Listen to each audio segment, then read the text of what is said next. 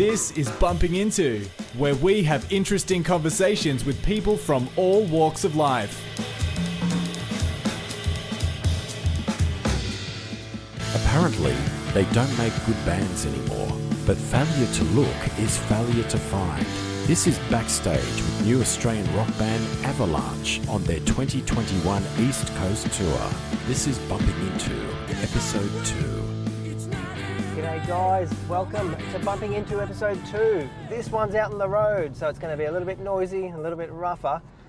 I thought I'd do the intro to the podcast as I'm heading to the gig. So today we're going to see and meet a new Australian rock band called Avalanche. Avalanche are very much made up in the way of your classic Australian hard rock outfits, inspired from the likes of Billy Thorpe, Rose Tattoo, The Angels, right up into the modern day Airbourne and of course, AC/DC influence. But they are an important act because they represent the growing number. While everyone thinks declining, there is a lot of good rock Australian bands still out there. They're just hidden. They're not front and centre as they once were when radio was king and when rock music was front and centre for radio, which is a real shame because it is an important part of the Australian arts. And with the passing of people like Michael Gudinski, it's even more important that someone fills that void and steps up and pushes what is uniquely the signature Australian rock sound. And it's the sound of substance, it's the sound of generations, it's the sound that keeps going. It doesn't peak at number one and fade away. This is the fabric of Australian music for many, many people and for a long, long time. So when I heard Avalanche were in my town, I made efforts to contact them, and the guys and the girl all agreed to catch up and have a bit of a chat and talk about how they got started, where they're going, and of course I'm going to touch on the questions that I would have wanted to ask as a young guitarist once upon a time, all about the amps, the guitars, the pedals, the sound. Anyone that knows the Marshall Les Paul or Marshall Gibson sound will get it. There's just something special about it. It doesn't date. It's a bit like a V8 engine. It might be a dinosaur, but nothing roars much like those two things do. And no matter what point in time you are, they always sound good. And people continue to put a modern spin on those sounds. And that's what these guys are doing. Look, they've got a great sound. I think once the international borders open up and these guys can get over to Europe to tour the same circuits as the Airbournes and the Rose Tattoos, I think they're going to see big things because they've definitely got that about them. They've got the youthful energy, but they've got a bit of matureness in their sound. And I think there's big things on the horizon for these guys. So hopefully all goes well and we get to grab them for a half an hour, or we'll see how we end up. But yeah, we'll see how this one comes together, and I will speak to you on the other side during the outro. Thanks for listening, guys. Before we add in the audio from the venue, I thought just a little bit of a word of warning in case we've got the young ones in the car with us or whatever. This one probably isn't as PG as some of the others are or have been. Look, it's not too bad, but just a pre-warning that there is a bit of subtle language use, I guess, in case you are going to have a couple of younger people around you while listening. But either way, I hope you enjoy the show.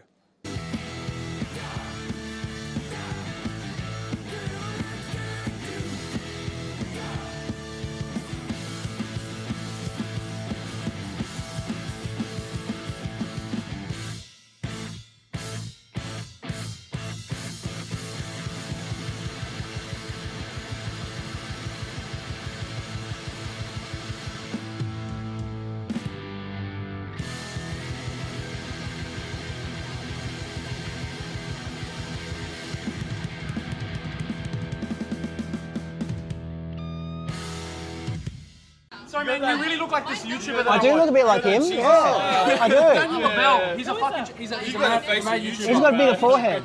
He's got a bigger forehead than me. Yeah, he's definitely got a bigger forehead. No, that's not me. That's not me. Don't worry about him. I get Jim Carrey a bit too. Yeah, you do. I do get a bit of Jim Carrey. Yeah, a little bit of Jim Carrey. He's my favourite, one of my favourite YouTubers, so you're my favourite Really? interviewer. So, all right, we're the Australian version of the forehead that's guy. the American, that's the American, lady you're wants to Aussie. buy a CD. I'm Yeah, you go, make the sale. Rockstars over here. No, mate. Sorry, Ian. Sorry, Mum. That's okay. Impersonations, this guy. Anyone, Impersonation guy. Say anyone.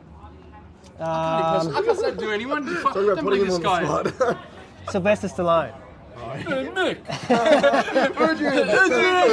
Father Camille. Hey, Rocky. You know the priest saddle? He's done that before. You gotta do your old Italian. Fine. Can you do impersonations? The mic's on you now. No, I can't. Just the Jim Carrey face. That's it. That's it. Yeah. You got righty then. Apparently, I don't really see it, but people see it. So yeah, no, that's it. You do, man. But you guys did a good show. Like you've got to be happy with the show. Oh, Yeah. 100%. Yeah. I actually think we did better tonight than this afternoon than we did last night.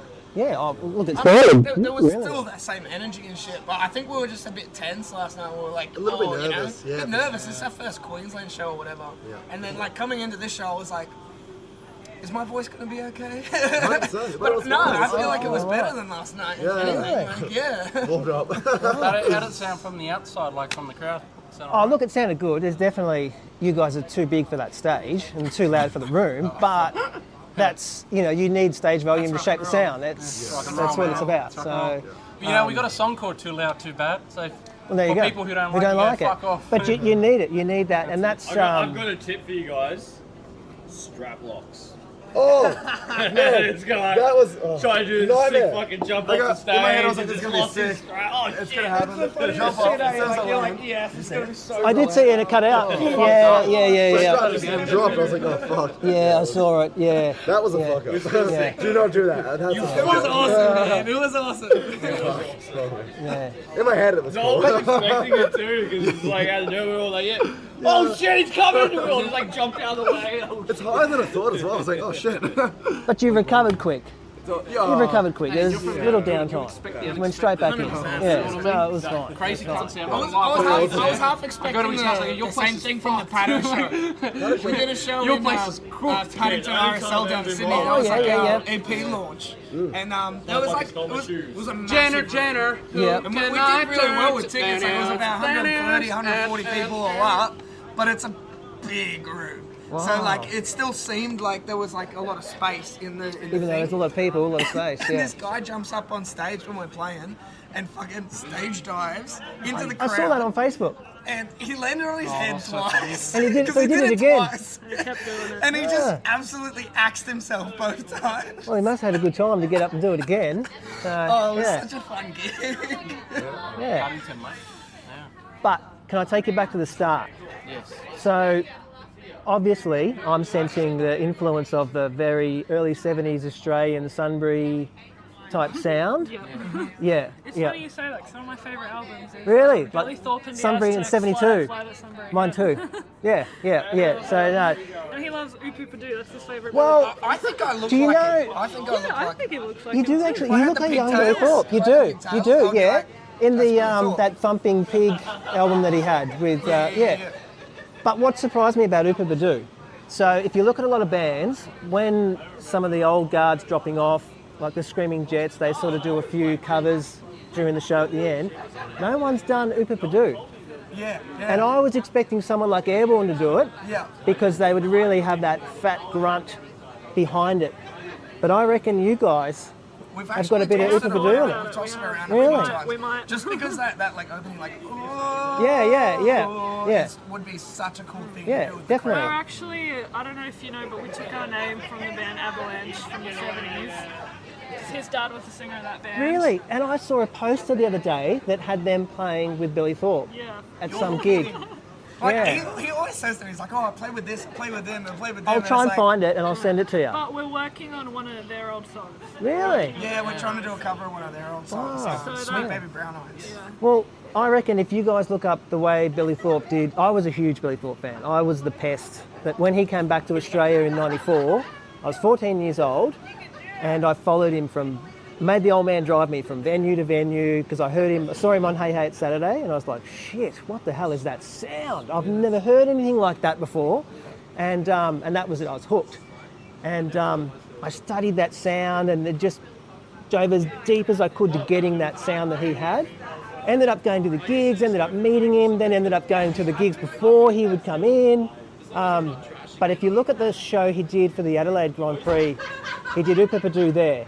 And that's the one I reckon you guys should. It was faster, tighter and punchier, more like what you guys would put together. Well, yeah, that's a main thing. Is like with us, like if we want to do like those kind of like songs from the '70s, Yep. we kind of do have to revamp them up. Exactly. You got yeah. That's exactly right. I mean, The it's same with the Avalanche cover. Like it's gonna sound way different to the way they did it. yeah. But also, when I even talked to Dad about it, and I was like, how would you see us doing it, and would you want us to do it the same way that you guys did it? Yeah. Or would you want us to like change it up? And he's like, change it up. Yeah, for sure. Instantly, change it Yeah. up. You've Don't gotta even be- think about doing it the same way that we did. You're the new Camaro that looks like the '69 Camaro. Yeah. And that's and it's got the comfort and the modern stuff of today with the classic style of yesterday. And that's exactly what you've got to do. Yeah, 100%. definitely.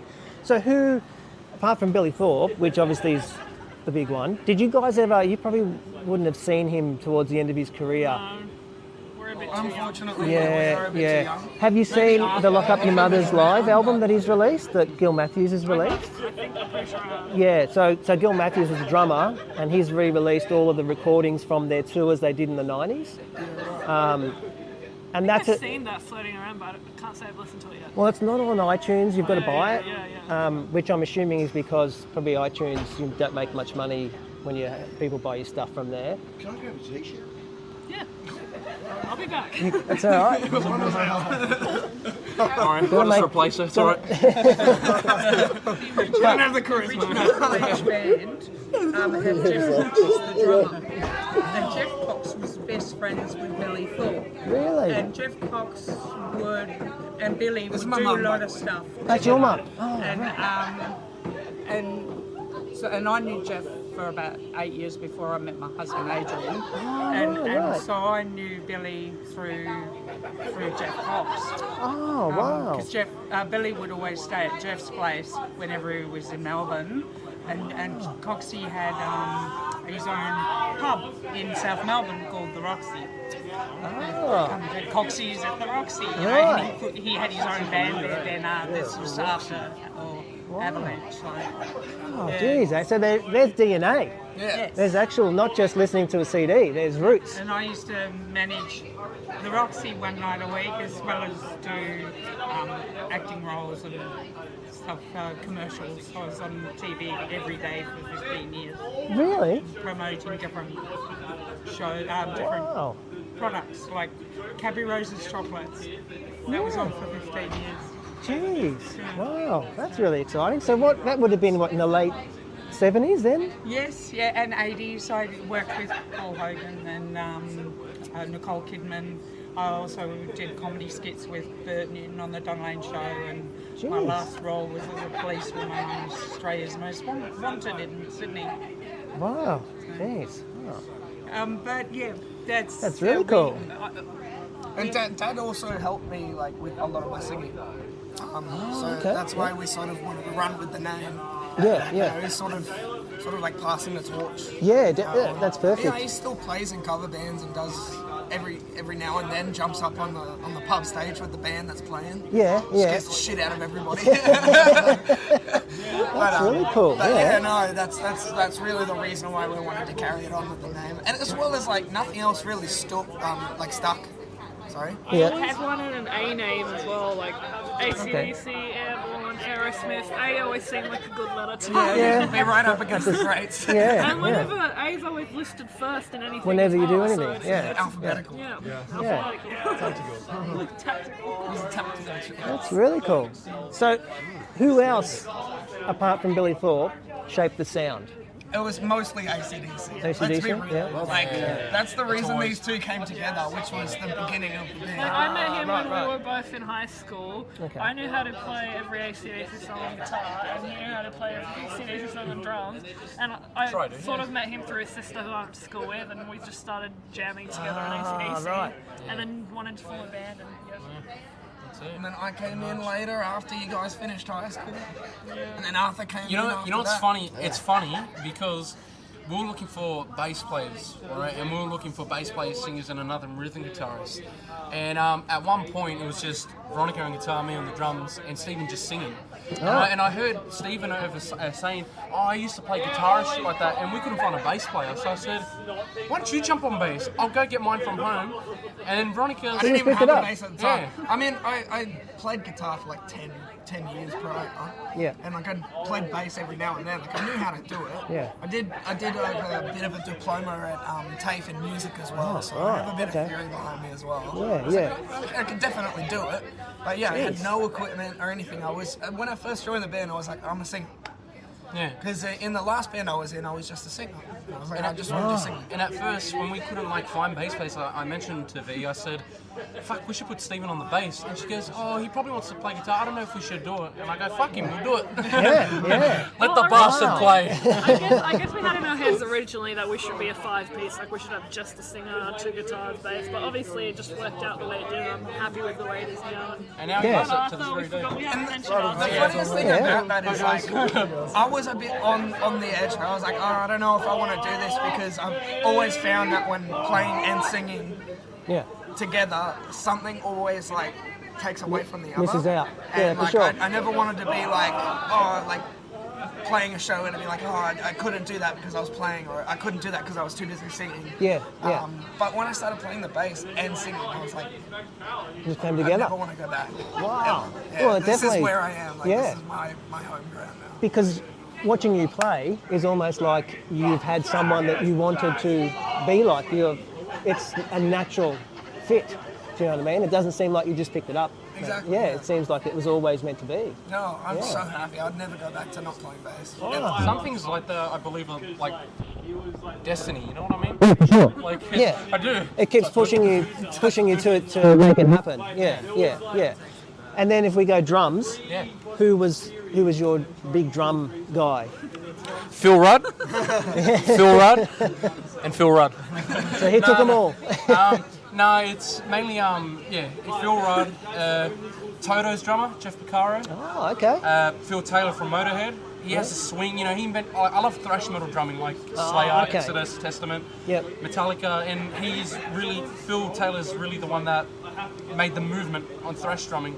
Right. Okay. And that's where it really got me to the punk rock and the hard rock and metal, yeah. Phil Rudd, Ryan O'Keefe from Airbourne, Fall Yep. on the Floor, I love that stuff, you know. Yeah. It's all the stuff I love. Right. And guitarist for you? Yep. Who's? So massive Guidance fan. Oh, okay. Yeah, so obviously Slash. Yeah, exactly. Yep. Yeah. That's Yeah. it. It's funny because he plays rhythm. Yeah, I know. Yeah. What's his name? Is he? This is the rhythm, Well, they've had a number Slash. of So it's really that. So Slash is the big. Yeah, probably one of the main influences. Yeah. And it's also good to sort of, they're very along that same line of like AC/DC and all that, but they've just got that different flair to it. Definitely. Yeah.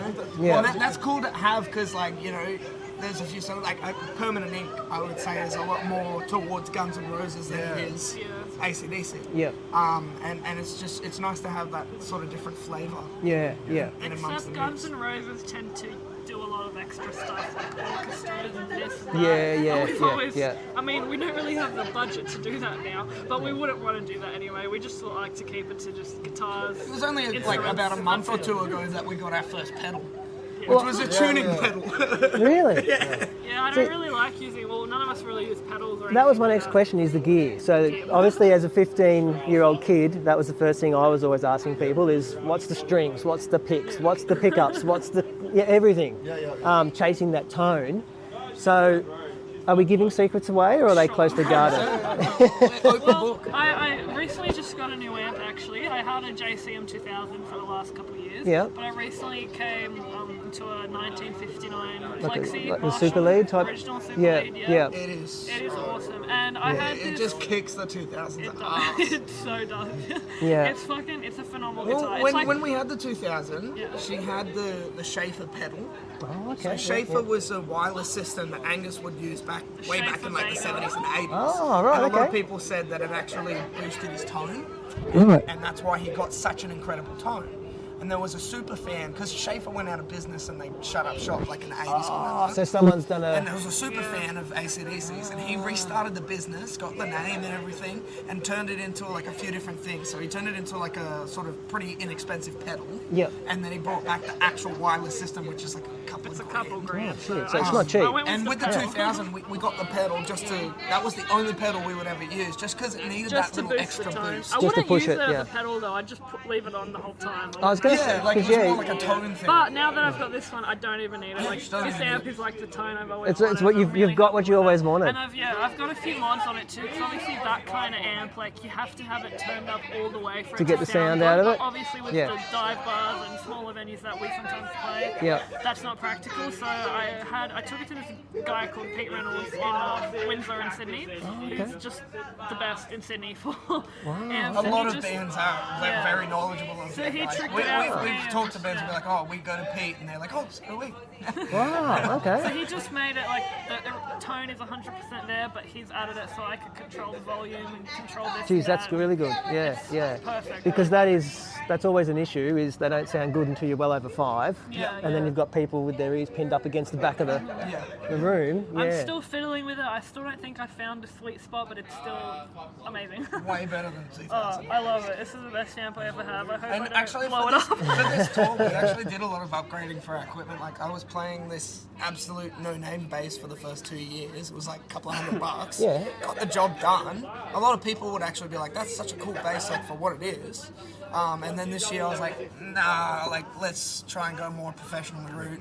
Went out and bought the Epiphone Thunderbird. Yeah. And it's just such a better tone, so much Really? easier to use. Well, actually, the one thing that is a little bit annoying is how freaking big it is. Yeah, it It's does- like yeah, super yeah. big, and I've actually had a few like back problems just like carrying it Wow. around all the time. It's like, fuck, this is so much tension on my back. And the neck is massive. Now we gotta like watch on stage because he'll like bash me. There was a Yeah, good show that yeah. we did at The the other start of one, the yeah. tour, and I did, always we do that bashed jump necks. at the end, and Yeah. like just like try and do a big chord at the jump, and we were like really close together on this like little stage in Wollongong, and I was like, I'm gonna do it. I jump up and I land straight on her headstock with my head stuck.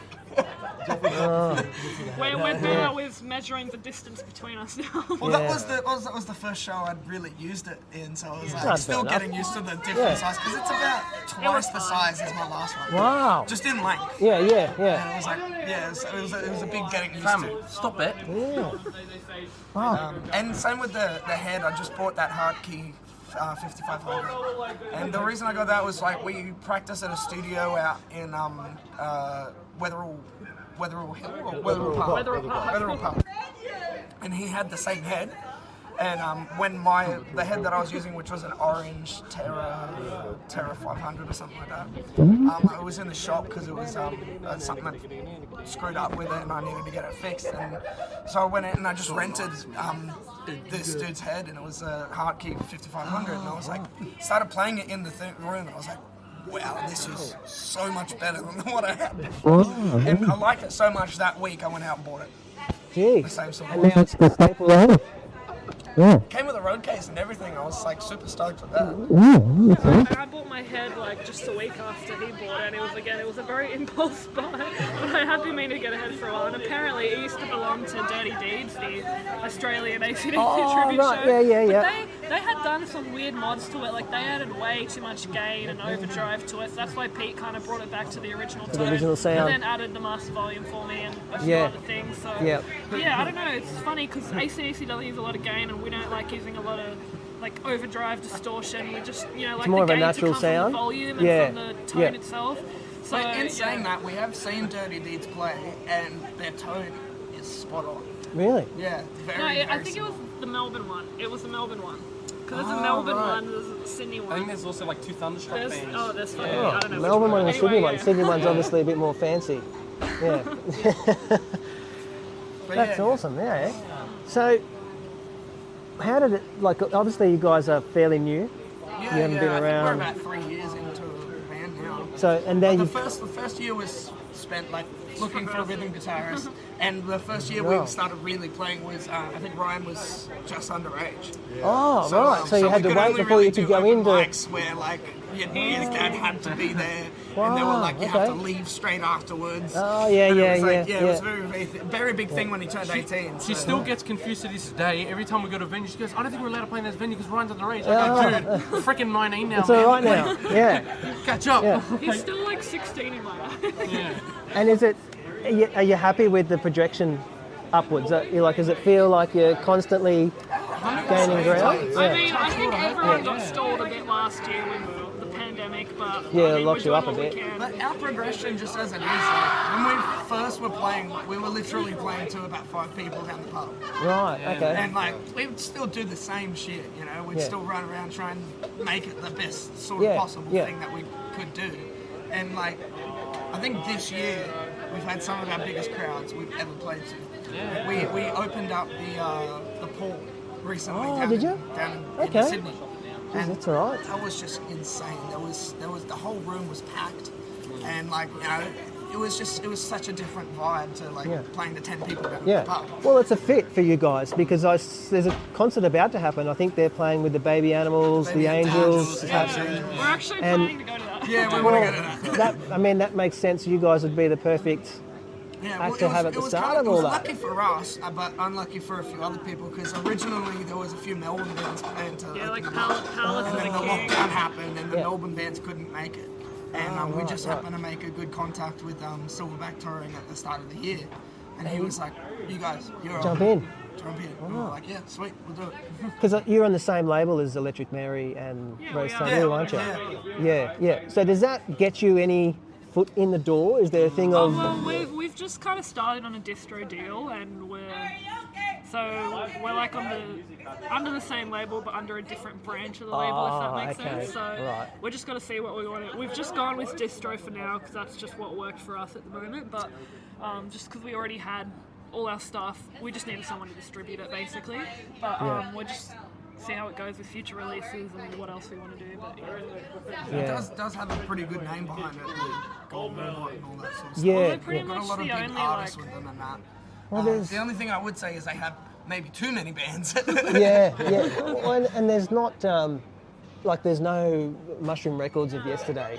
Yeah. That's for guys, the Australian, music scene. It's gone now. Or even Unfortunately. Albert's too. That was one of the best. Yeah, it's you know? gone. Yeah. Then there's no one doing that, which is a real shame. There's a hole. I mean, there's in a the few market. smaller ones. Golden's probably the biggest one. There is a few smaller labels and stuff out there, but yeah, like you're saying, it's not like one massive one really anymore. Yeah. And the projection, is it overseas? Is that where, is that the whole thing you want to do? Is jump ship and do the European circuit? We do actually have a label in Italy as well that handles right. international distribution. They've done pretty well by us. Like they sold our first EP, which we don't even think is very good now by our standards now. Like they sold almost over 1,000 copies of that one. Wow, So, okay. and we've That's really good. already got I haven't asked them for stats in a while actually, but when we were doing pre-orders, they told us we got 800 pre-orders on the CD. Oh, so wow. It was very interesting too, because we would have almost every 2 weeks a different person from a completely different country, like Yeah. Spain, Europe, and all those sort of different countries messaging us can you send us an autograph photo? Yeah. Really? Just jumping Wow. on. Where is Yeah. this coming Why from? do you want this? And I think we got a 10-year-old father for his son. He was saying for his 10-year-old son, Yeah. got him hooked onto that. Yeah, So we have this guy Yeah, in it's Brazil. so cute, you know. Yeah. People in Brazil, like France, Italy, Germany, Russia, everywhere. We Like found Iceland. Geez, that's unreal. Yeah. So strange, so surreal for us. I'm like, yeah. hopefully we'll get over there one day and be Yeah. like, hey Yeah, guys. because they love it. a Yeah, bunch of definitely. radio stations everywhere asking us for stuff too. There's this radio station in the middle of the jungle in Brazil, and they're like, we heard your stuff, we really like it, can we have your CD so we can play it on Wow. the station? We're like, sure. And they're like, Yeah. send it by registered post because it's really hard for mail to reach us. All that. We're like, yeah, we'll do. Because on your first EP, you had those live tracks. That's great. Yeah. And one thing that I reckon is always hard for loud live bands is to sound good recorded. Yeah. And even there's a lot of bands that I'm a big fan of that sound great when you're there. Some of their live work has not been great. Yeah. And there's only a handful of live albums that really capture that bite that that sound has. And those tracks you had on there, whoever mixed them or engineered them, they did a great job. Yeah. Because that is a first-rate sounding live track, I reckon. That's a pretty funny story, actually, because we didn't even have Arthur in the band then. We were still looking for a rhythm guitarist. Oh, it was just me. it was just playing you. guitar. Wow, you would not think that there was a void in that sound. Like, It's that honestly sounds the great. reason why we did it is because last minute a venue told us, like, oh, we just got the capacity to record multi-track recordings of your show. Do you want to do it for like $100? And sure.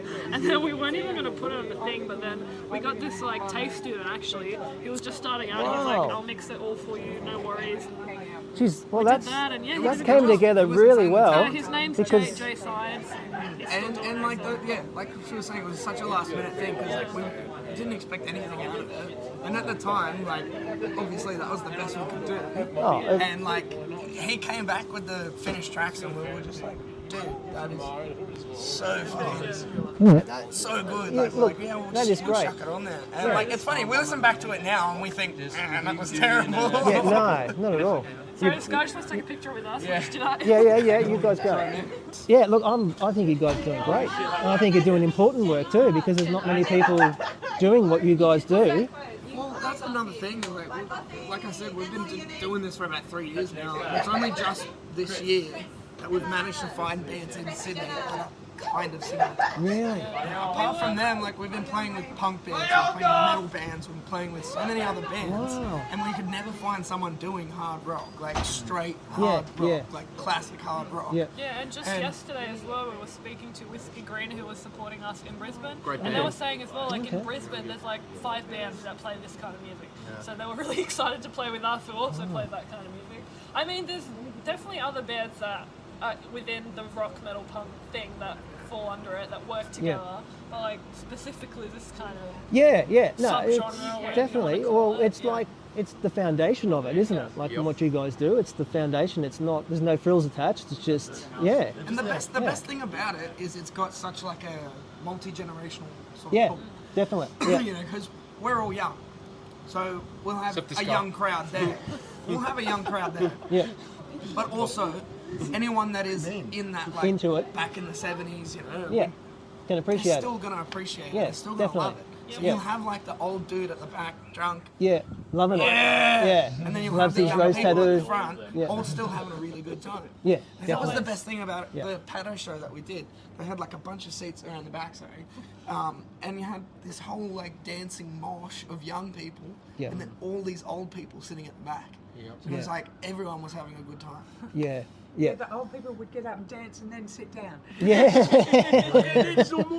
But it's always nice to The see hips that. ain't what they used to be. I know, I am one. There He's the is. oldest in the band. What, He's how old are we 40 now. talking? That old. How old are you, Arthur? He's 28. 12. Yeah, still under 30. Hang my head and chain. 28. Jeez. 23 now. I'm 22. And no one likes you when you're 23. Right. Yeah. You know, right. when we first got this guy, we approached Taylor Hawkins from Foo Fighters. And we get Dave Grohl from your band. And he goes, fuck him, no worries. Without the talent. He's in my phone contacts as Dave Grohl. Just Dave Grohl. See, I should put mine down as Jim Carrey. Or that guy, that forehead guy.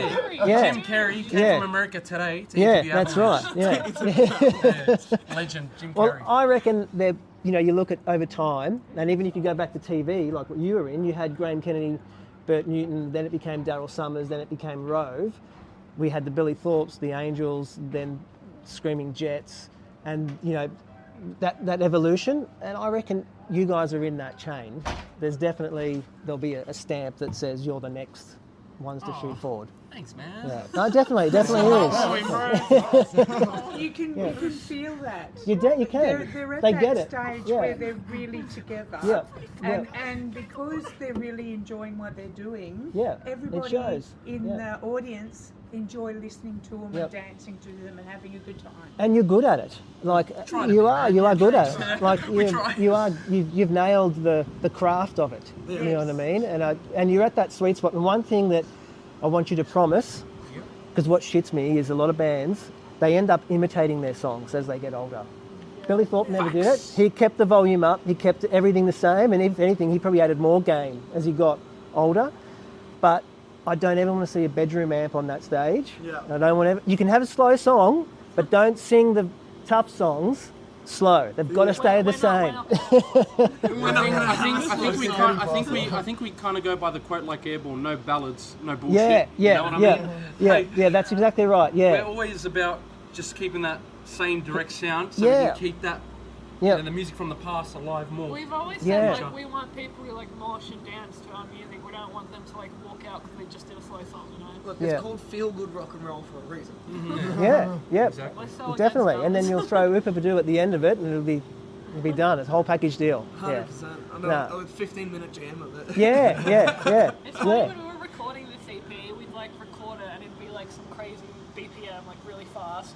And the producer would be like, wow, that's really fast, guys. And we'd be like, it's not fast enough. That's not fast. I think it was like spit in my mouth. We recorded that and we recorded it slow.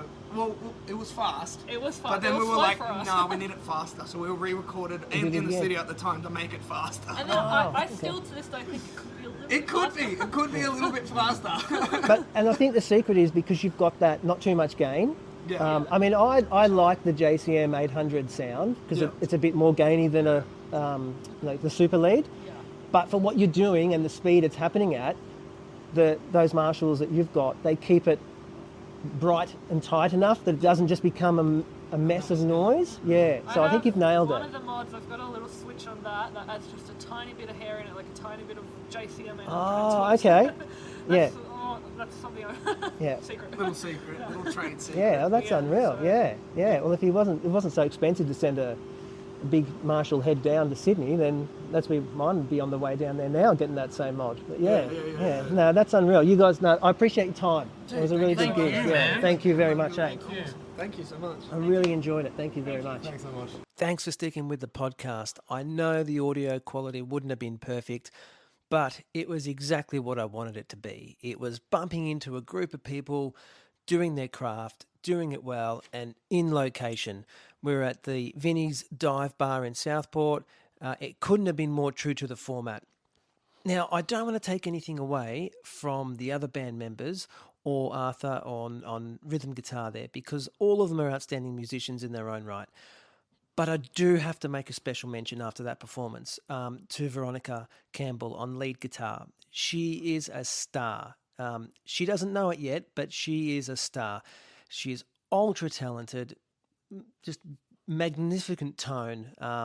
Really understands the Gibson Marshall relationship. She just gets it, and it just oozes out in that performance. She squeezes magic out of that Gibson SG and pushes that Marshall Plexi right to where it needs to be.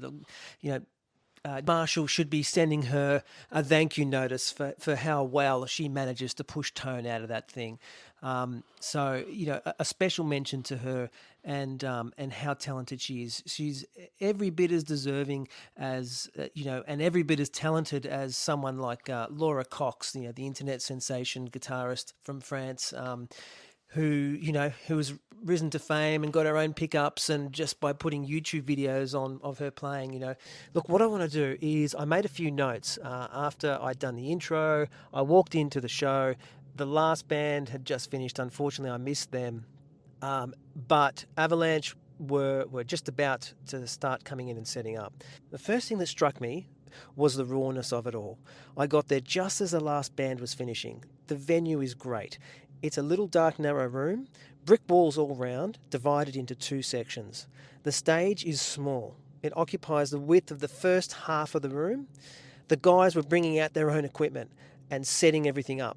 It was a small, mixed crowd, handful of old rockers, most young, modern guys, and surprisingly, a few ladies as well. But what this feels like I'm seeing AC/DC or Airbourne before the world took notice.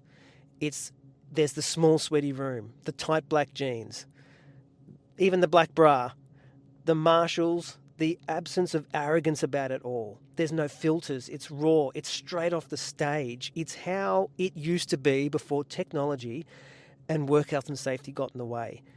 This is a beginning linked to a past. The performance of the band was incredible. It was tight, it was punchy, it was dynamic. The sound was great. There's no denying that the stage is too small for them and the room was too small for the sound coming off it. But that is how it used to be. That is pub rock. And these are the modern generation, and this is how they're doing it. And we need to be thankful and supportive of venues like these that provide a place for that. More people need to turn up. And it's so important that people turn up to these things. And look, this was an afternoon show. The show started. The bands came on from midday. It was done and dusted by 4:30. The venue was closing by 6. No waiting around till 10 o'clock at night for the first band to come on. This is the sweet spot. We are so lucky to have places like this and bands like this doing this for us. After the show, I hung around. The guys took all their own stuff off the stage, cleaned everything up. They came out to the bar and spoke to a few people. I hung back and waited until everyone else had said their bit, because once I grabbed them, I knew I'd be with them for a while. And look, we got together, we went out the back, and what a fantastic group of people. There isn't an arrogant bone amongst them. Look, this is the sweet spot for them. This is where they're young enough and fueled enough, but they're professional enough and experienced enough. It reflects in how they hold themselves and in their manners, in their performance. So this is their sweet spot, and it's only upwards from here. I really hope that what stays with them is their groundness, their earthiness. You know, there was, like I said, there wasn't an arrogant bone amongst them. These were just a really great group of people that got along well, were appreciative of the crowd turning up to see them. One important thing is, look, there is a lot of constant talk about, pub rock is dead and Australian rock is gone. It's not gone. It's not front and centre. It's not gone. It's not helped that places or companies like Triple M and Triple J aren't supporting it. You know, they go to the extremes. They go for the ultra trendy artistic music, or they'll go for the ultra heavy thrash metal, punk, or whatever else is trending.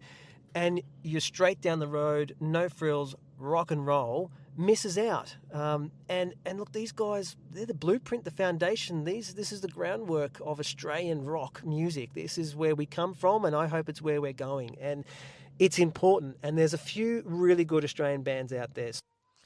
But I will add one thing. There is a radio station called Rebel FM, which I think is only pretty much exclusive to southeast Queensland. So while I am going to have a bit of criticism to the other guys, I really have to say that Rebel FM do step up the game. They are playing, well, they're the only radio station that you'll hear B tracks, you'll hear fan favourites, you'll hear anything that isn't the same 20 songs or 50 songs that have been played before. You'll hear all sorts of different stuff going right from really heavy rock to softer radio rock, but it'll be more the B-side or the fan favourite. And look, we are really lucky that we have Rebel FM here in southeast Queensland. I don't believe that Rebel FM are in the other states, and I really hope they are, because they do push the Australian rock music cause. They are a champion for it, and I can only hope that Avalanche do get some airplay on Rebel, because that is a perfect fit. That's the shoe and the foot, and that's the next generation. And I'm not sure if Rebel FM are on to Avalanche at the moment, or any of the other sort of bands in that space, but if anyone is going to do it, anyone is going to step up. I will say that I would expect it from Rebel FM. So, it's not all bad on the Australian radio front, but for the most part, it definitely does provide an uphill battle. So, look, this isn't going to be a plug or anything like that, but I'm going to quote Molly Meldrum and say, you need to do yourself a favour, and you need to check out some of these other bands. Anyone that's got half an interest in Australian rock music and wants to see what the modern version is like, needs to go look at bands like Screaming Eagle, Electric Mary, Palace of the King, Fox Company, Winchester Revival, the Casanovas. These bands are doing great work. They've got such good sound. and I wish them all the success. And like I said earlier, with Michael Gudinski gone and Mushroom Records not doing what they once did from the 70s and 80s, there's a void, and I don't know who it is that's going to step up and promote these bands and push these bands. We don't even have many platforms for them to be discovered anymore. Without staple stations like Triple M, who used to be front and centre for Australian rock music, they're gravitating towards the same 20 songs, same 100 songs, and they're still playing those songs, not looking outside the box. And then Triple J have gone the other direction, and I just think there's a sweet spot that's been missed, and these guys are doing important work. So anyone that's out there, download Avalanche's EP. Look, they've got some great songs, but if you just want to jump straight in and see what they're about, they've got 2 songs that for me are the signature Avalanche sound, and that's what got me hooked on these guys, and that's Secondhand Band and Get Back. I won't read the full name of the song in an attempt to keep this a somewhat all-age friendly podcast, but look, those 2 songs, Secondhand Band and Get Back, they're on the band's current Secondhand Band EP, and it doesn't get more rock and roll than that. That's your signature rock and roll. Look, I want to leave the podcast on a note, something that struck me when I was in there watching that show. A really well-known guitar technician that I know, he once said to me, his ultimate highlight of a live performance was seeing AC/DC with Bon Scott in a small pub early 70s, before they became really famous. Well, there might be someone here saying that about these guys right now. Thanks for listening.